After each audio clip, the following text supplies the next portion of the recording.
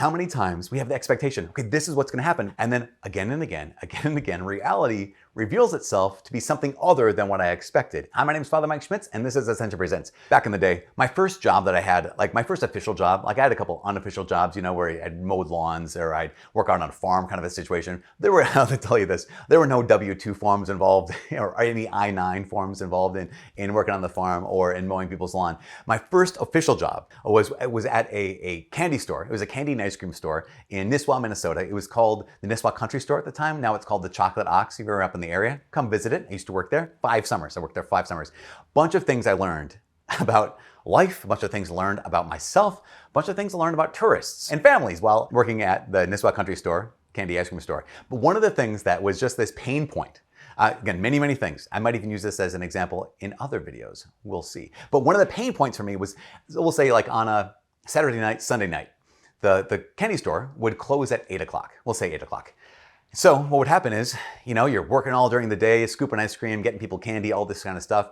Great time. But then around 6 o'clock, things would just like, it would get very quiet. It would just be dead for maybe an hour, hour and a half. And so what we would do is, you know, we're working the candy store. We're going to start cleaning up. We're going to start mopping the floors, sweeping the mopping. You know, I know how things go. Sweeping the mopping the floors, and also like starting to like, if you have hard ice cream in those barrels, you got to kind of scrape it away from the edges, or else it becomes frosty overnight and it has freezer burn, this whole thing. So we'd start scraping down the ice cream, get everything ready to close. Because why? Because the sign says, and they told us, we close at 8. Great, so in my head, we close at 8. Let's get everything ready so that at 8 o'clock, we flip that sign, lock the door, turn off the light, and we leave. I'm working until 8, it was in my mind. But here's what would happen. And here's what, this didn't happen like once. This happened every night, especially every Friday, Saturday, Sunday night, is about 10 minutes to 8, about 7:50, there'd be a rush. There'd be a family pulling up, family of 15 people, aunts, uncles, cousins, everyone, 2 cars, 3 cars, 25 people. You know, I'm exaggerating, but at the same time, I'm not exaggerating. This is what would happen every single night. 10 minutes to 8, these people come in, like, you guys are still open? Yes. You know, kind of situation here, my 16-year-old self, like, argh. They're coming on in, and they're like, we made it to the ice cream place. You guys are still open. This is awesome. We'd like to have this. And they think they're doing us a favor. Like, we're giving you guys business. Now, we did not work on commission here at the ice cream store. So it didn't matter to us whether they were there or not. But I found myself getting so frustrated, so angry, so mad. You know, I was talking with some nieces and nephews recently about this too, because one of the nieces works at the same store. A couple nephews work that same downtown area. It's a tourist area at a pizza place down there. And when they have to close, they said, yeah, it's so frustrating when we have to close. Like, we close at 10, which means, hey, the last order goes in at, you know, 9:40 or something like this. You don't come at, you know, 5 minutes to 10 and say, we want X, Y, and Z. And they were talking to me about how frustrated they were getting as well with these tourists coming up and saying this, or whoever it was coming into the store at the last minute saying, you guys are still open? Here's my order. Because why? Because they close at 10. Like me, I was like, no, we close at 8. And so as they were telling me about their frustrations, I remembered so clearly my frustration until there was a moment. There was a moment when I realized, okay, wait, here's my expectation. My expectation is that when the bosses of the candy store, the owners of the candy store, tell me, hey, Mike, you're going to work until 8.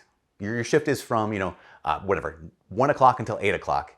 My expectation was, then I'm done working at 8, right? Yeah, that's my expectation. But reality is, what? I'm not done. I'm done when the last customer leaves and I clean up after them. So reality is I work until 8:15, 8:30. Not that big of a deal, right? But when your expectation is, no, 8 o'clock, flip the sign, lock the door, turn off the lights, leave, there's frustration. I can either hold on to my expectation and remain frustrated. I can hold on to my expectation and retain frustration. Or I can acknowledge reality and adjust my expectations to fit reality. And then I escape frustration. Does that make sense? So again, this didn't happen once, it happened again and again. How many times in our relationships with other people, whether you're married to someone, whether it's your parents or your kids, or maybe it's your teacher, maybe it's your priest, maybe it's your parish if you're a priest watching this, how many times we have the expectation, okay, this is what's going to happen. Maybe because they even said, maybe someone even agreed, hey, I will do X, Y, and Z for you. And you're like, great, that's my expectation. And then again and again, reality reveals itself to be something other than what I expected. What I get to do then is what I had to learn how to do it took me a couple of years, so maybe 18, 20-year-old person, was I can either hold on to expectation and be left with frustration, or I can acknowledge reality and let my expectation be based off of what actually is true. So often, we expect things out of other people. Sometimes we expect things out of God that maybe they never even promised to. Maybe God never even promised to do or to say or to be for us. And I can experience such depth of frustration because I've not lived up to the expectation that I want to give up. This is the question for all of us. What would happen if I simply acknowledged reality and based my expectation off of reality? What would change? Would I be more patient with people around me? Would I be more forgiving to the people around me? Would I be more joyful about like, oh no, this is how it goes? I don't know how many parents you're trying to get all your kids ready for mass on a Sunday morning. And you're like so frustrated because this one's dawdling and that one's taking so much time and all these kind of things, as opposed to like, this is how it goes. Like this is this is the age they're at. This is how it works. Or this is the stubborn child, right? This is the strong-willed child that I've told them 12 times this morning. And here's the line, they only listen if I'm yelling. Maybe that's true, I don't know. But there's that sense of like, why would I get frustrated when I know that that's reality? Now, it doesn't mean you just let them do whatever they want to do.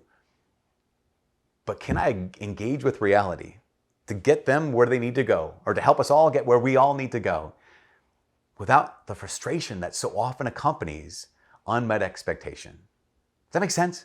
And this is just kind of one of those situations where I was talking with the nieces and nephews going, oh my gosh, I relived this. And one of the biggest lessons I ever learned was this: when my expectation and reality do not meet, I can either hold on to expectation and just experience frustration, or I can let reality dictate my expectation and free myself from frustration. And I want the same for you. So you and I can we all can be more patient and more joyful and more connected to reality than we are to our hopes or our wishes or our expectations. That's what I got today from all this here at Ascension Presents. Does that make sense? I hope it does. My name is Father Mike. God bless.